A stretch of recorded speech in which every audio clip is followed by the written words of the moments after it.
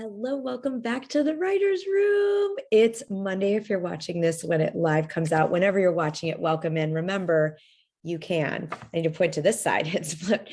You can do whatever's calling to you this week, whatever's in your heart, in your soul.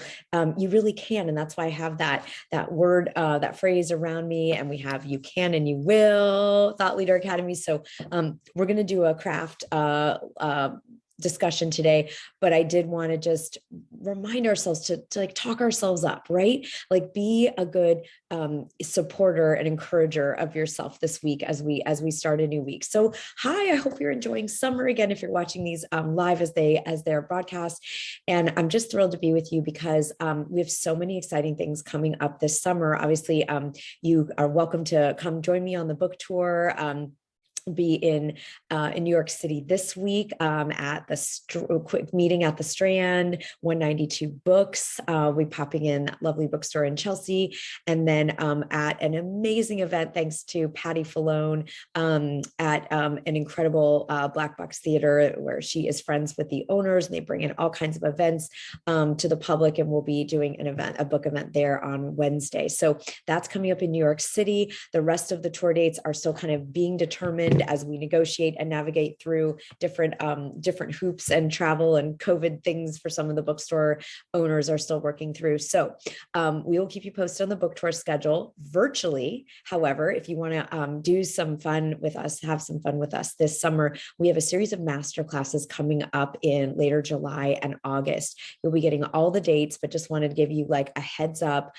These are free masterclasses. You're welcome to join. I'm going to be doing how to rock your book assets. So we write a book and we think, yay, I did it. I'm done. And then the publisher is going to ask you for the back jacket description. They're going to ask you for a dedication, an acknowledgments page, your bio. Are you any supplemental materials? Do you want to get endorsements or blurbs? So we could call this, blurbs and endorsements and book assets. Oh my. So I'm going to teach a masterclass with all my secrets and ways to make that process fun and efficient.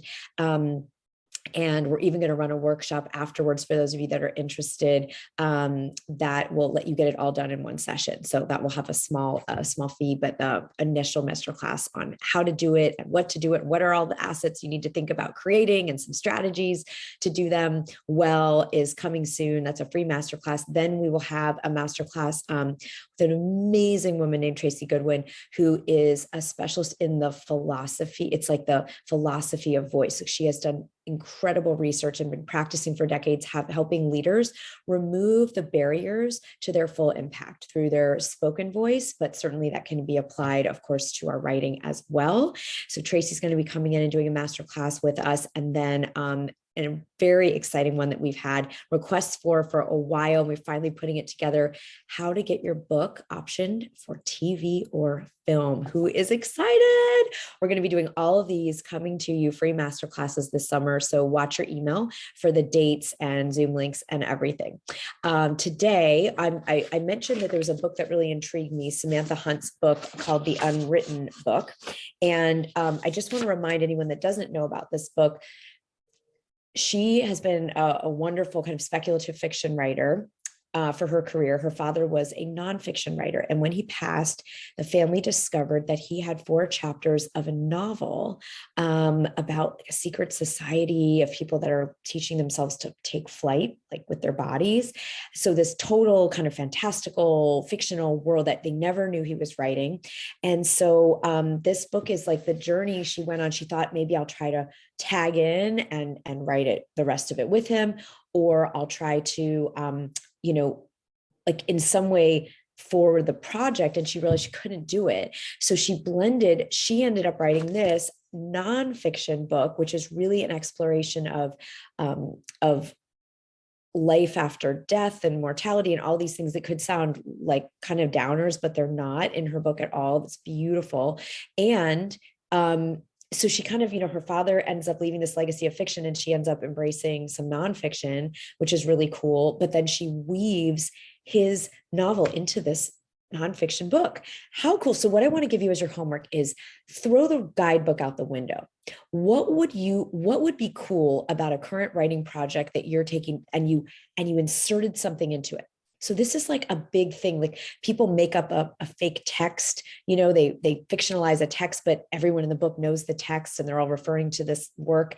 And so you can, what could benefit in your current project if you insert something that is unexpected and wasn't part of the original project into it? What new life would that bring? What new possibilities would that open up? What good chaos could that provide to enliven your project and take it in new directions and get you out of any sort of calcified thinking? So your homework is to say, okay, take a current project and then play around with what would you insert, and then be in, like, have the book be in dialogue with, or the article or a story or a poem.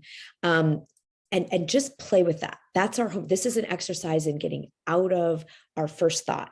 Okay, I don't like saying out of the box because that's a cliche at this point, but first thought thinking is pretty boring for the reader and for us. This kind of thing where you're going to insert something unexpected, you don't even have to leave it in there, but just play around with, if you were going to do a mashup of something into your current work, what would that be and what would it open up? And just free write about it and take a walk about it, and then approach your project. You don't have to actually do it unless you get excited and it's brilliant, and then in which case, go for it.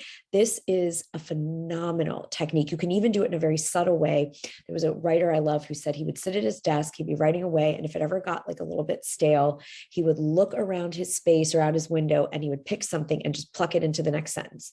He sees a certain bird, it goes in the next sentence. Now, it shouldn't work, but it would wake his writing back up. It would open up his creative brain, and suddenly he was in a new place. So that's what we're doing this week. I can't wait to see what you create.